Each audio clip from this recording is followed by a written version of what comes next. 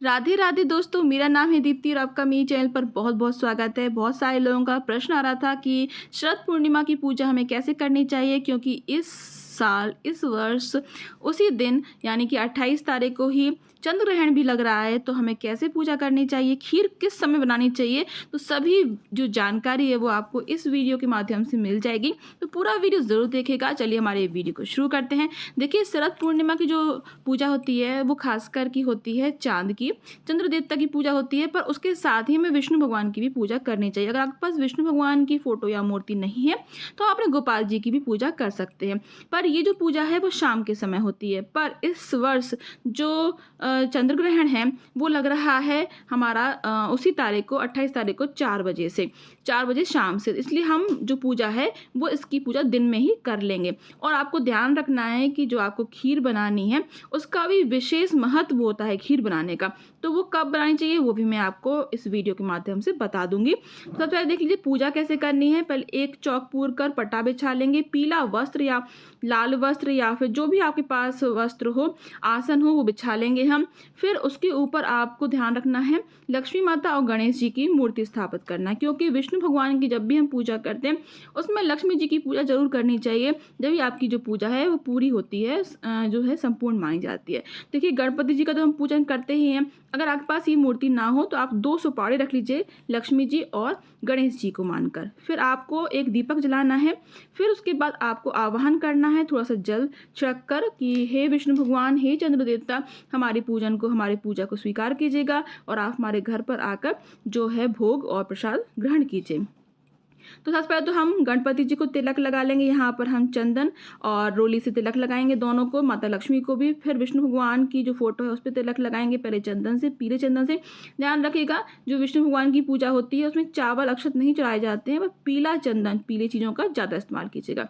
तो यहाँ पर हम पूजन कर लेंगे उनका। यहाँ पर जो पूजा कर रहे हैं वो हम शरद पूर्णिमा की पूजा कर रहे हैं। शरद पूर्णिमा का मतलब होता है जब चंद्र देवता जो है पृथ्वी के सबसे निकट होते हैं और 16 कलाओं से परिपूर्ण होते हैं। इस ओकेज़न पर, इस पर्व पर आपको ध्यान रखना है कि आपको एक खीर जरूर बनाना है, चावल और दूध की खीर, और उसका ही भोग लगाया जाता है। तो पहले हम चंद्र देवता की पूजन कर लेंगे। थोड़ा सा चावल का आसन देंगे, अक्षत का आसन देंगे। ध्यान रखें कि चावल जो है वो आपके टूटे हुए ना हो, पूरे होने चाहिए। अक्षत जो है वो टूटे नहीं पूजा में रखे जाते हैं। तो हम एक चांदी का सिक्का रख रहे हैं और चांदी का सिक्का रखने के बाद हम उनका चंद्र देवता का पूजन करेंगे, क्योंकि चंद्र देवता को सफ़ेद चीज़ें बहुत प्रिय होती हैं।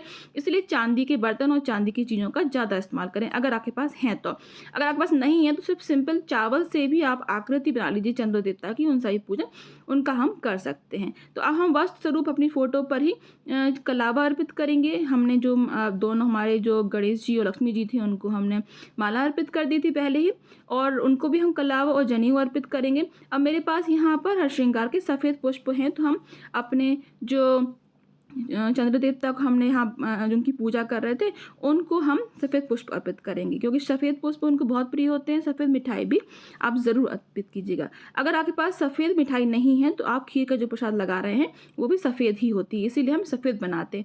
इस दिन आपको ध्यान रखना है कि आपको जो खीर है वो मतलब कि इस वर्ष खास करके क्योंकि ग्रहण लग रहा है, सूतक जो है 9 घंटे पहले लग जाता है, इसीलिए आपको ध्यान रखना है जो ग्रहण है वो लग रहा है 28 तारीख को रात में, पर सूतक 9 घंटे पहले लग जाएगा। इसलिए यानी कि 4 बजे दिन में, दोपहर में 28 तारीख को 4 बजे से ही सूतक लग जाएगा। तो ध्यान रखिएगा जो खीर है वो आपको सूतक के पहले ही बना लेनी है और उसमें तुलसी पत्र जरूर डाल दें।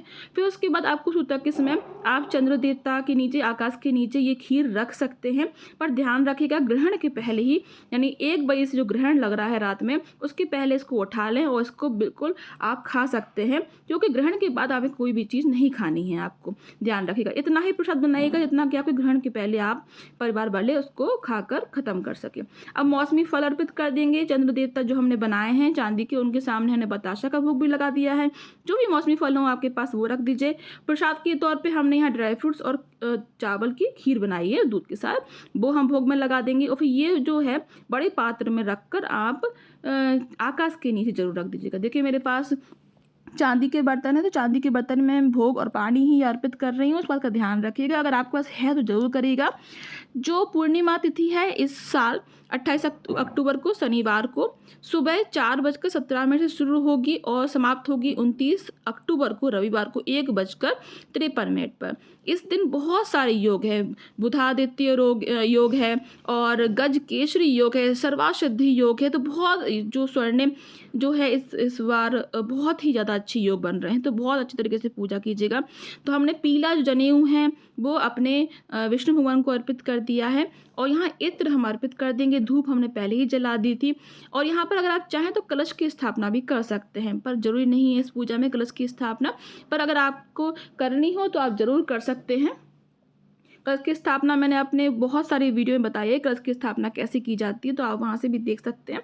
बहुत ही आसान होती है कलश की स्थापना। बस आप थोड़े से आप यहाँ पर तिल या फिर अक्षत का आसन देकर आप जो हमारा कलश होता है वो रख दीजिए। उसके अंदर कुछ चीज़ें जैसे कि आप थोड़े से तिल डाल दीजिए, थोड़े से 1 रुपये का सिक्का डाल दीजिए, फूल डाल दीजिए, हल्दी और सुपारी डाल दीजिए, ऊपर से पंच पल्लव रखकर, और उस पर भी दीप कलश कर सकते हैं या फिर उस पर नारियल भी रख सकते हैं। पर बिना कलश के भी ये पूजा आसानी से हो सकती है, इस तरीके से आप कर सकते हैं।